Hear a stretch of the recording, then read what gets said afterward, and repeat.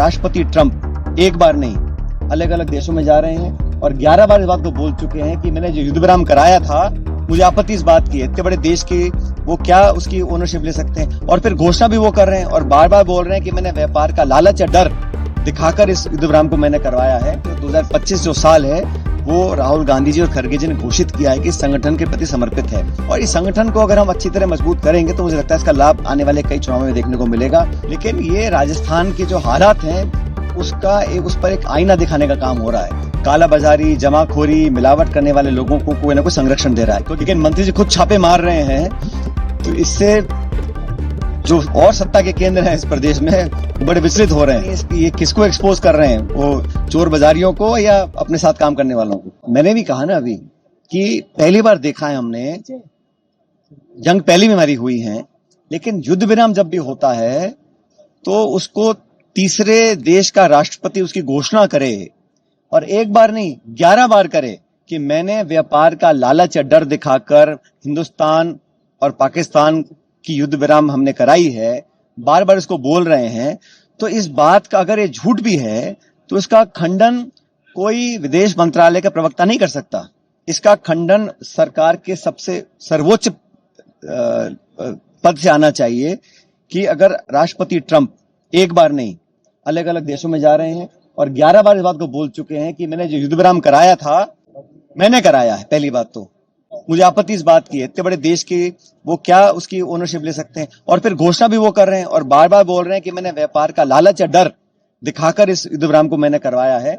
इसको मुझे लगता है कि सरकार को अगर इसको सही नहीं मानते हैं तो खंडन करना चाहिए और वो बार बार बोले चले जा रहे हैं। इसका मतलब है सरकार को सफाई देने का समय आ चुका है और देना भी चाहिए। पायलट साहब, राहुल गांधी जी हमेशा एक बोलते हैं कि युवाओं को आगे लाना चाहिए, वहीं दूसरी बात आज उन्होंने जो बयान दिया है कि संगठन में धरातल पर काम करने वालों को हरियाणा की धार का जिम्मेदारी उन्होंने संगठन को माना है। तो उस सूरत में किस तरह के बदलाव के संकेत आने वाले दिनों में? हरियाणा की स्थिति अलग है। वहां कई सालों से हमारे संगठन का पूरा निर्माण नहीं हो पाया था, तो काफी पद खाली पड़े थे। शायद इस संदर्भ में बोला होगा, लेकिन ये बात सच है कि संगठन से सरकारें बनती हैं, सरकार से संगठन नहीं बनता है। तो संगठन मजबूत होगा, जिम्मेदार पदाधिकारी उसमें बैठेंगे, लायक मेरिटोरियस डिजर्विंग लोगों को हम जिम्मेदारी देंगे, उनसे काम लेने का हम कार्यक्रम आगे बढ़ाएंगे। और ये अलग अलग राज्यों में हो रहा है। आप सब जानते हो 2025 जो साल है वो राहुल गांधी जी और खड़गे जी ने घोषित किया है कि संगठन के प्रति समर्पित है। अब वो चाहे गुजरात हो, मध्य प्रदेश हो, हरियाणा हो, हर जगह जो जिला अध्यक्षों की नियुक्ति है वो एक अलग प्रक्रिया से हम लोग कर रहे हैं और एक मापदंड तय कर रहे हैं, पारदर्शिता से कर रहे हैं, जवाबदेही तय कर रहे हैं। और इस संगठन को अगर हम अच्छी तरह मजबूत करेंगे तो मुझे लगता है इसका लाभ आने वाले कई चुनावों में देखने को मिलेगा। अभी बिहार के चुनाव है, फिर असम केरला के चुनाव है, तो हर जगह ऑर्गेनाइजेशन जो है वो पूरी तरह मेहनत कर रहा है, ताकत दे रहा है आगे बढ़ने का। और जो राहुल जी कह रहे हैं उस पर हम सबको मिलकर अमल भी करना है। इन दिनों लगातार एक्शन, नकली खाद के गोदाम लगातार मिल रहे हैं, किस तरह देखेंगे? बड़े दुर्भाग्य की बात है कि इतने बड़े पैमाने पर इस प्रकार के काम चल रहे थे। उसका जो खुलासा भी किया है, मुझे लगता है कार्रवाई भी करनी चाहिए। और ये जो वर्किंग है, ये काम शायद गृह मंत्रालय का है या और डिपार्टमेंट करते होंगे, लेकिन वो कोई और विभाग कर रहा है। उससे कुछ लोग असहज भी हो रहे हैं।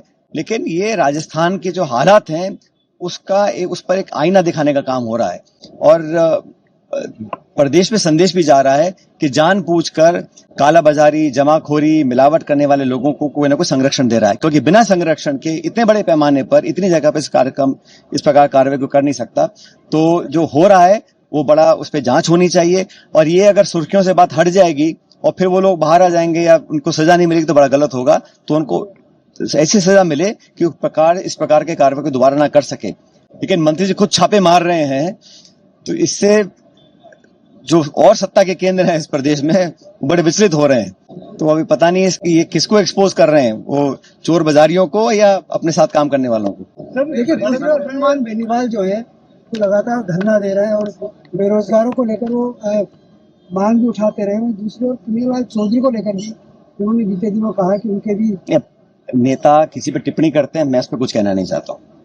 परिसीमन को लेकर आपने सवाल राजस्थान में परिसीमन का तंबी की जा रही है, नहीं, जो परिसीमन की प्रक्रिया करना ऐसा कुछ नहीं हो रहा। सिर्फ पॉलिटिकल माइलेज कैसे मिल सकती है चुनाव में?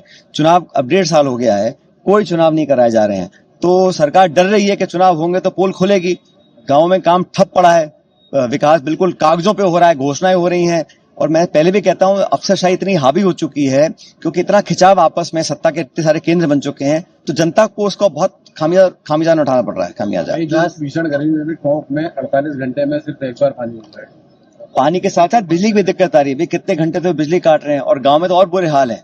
तो ये सरकार, इंचार्ज मंत्री भी हैं, फिर भी इतनी कमी आ रही है। मैं तो प्रशासन को बोल रखा है पूरी ताकत के साथ काम करें, कंटीजेंसी प्लान बनाएं, टैंकर उपलब्ध कराएं।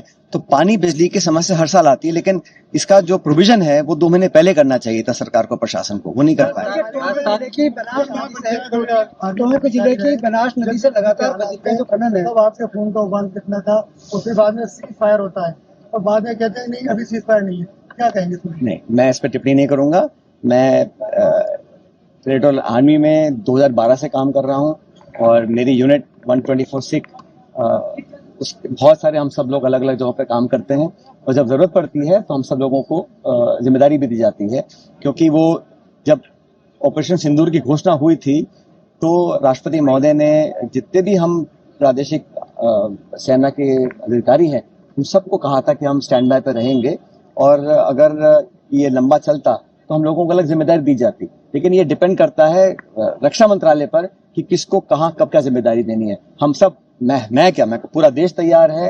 हर व्यक्ति जो वर्दी पहनता है वो हमेशा तैयार रहता है देश के लिए, किसी भी क्षमता में हो, जहां पर भी हो, जैसा भी आदेश मिलेगा काम करें।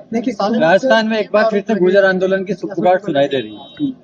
किसकी? राजस्थान में एक बार फिर से गुर्जर आंदोलन की जो है, नहीं, जो ऐसा है, जो प्रावधान है, जो कानून है, जो संविधान में लोगों को राहत दी गई है, उस पर अमल नहीं होगा तो मुझे लगता है लोगों को जवाब मानने का तो अधिकार है।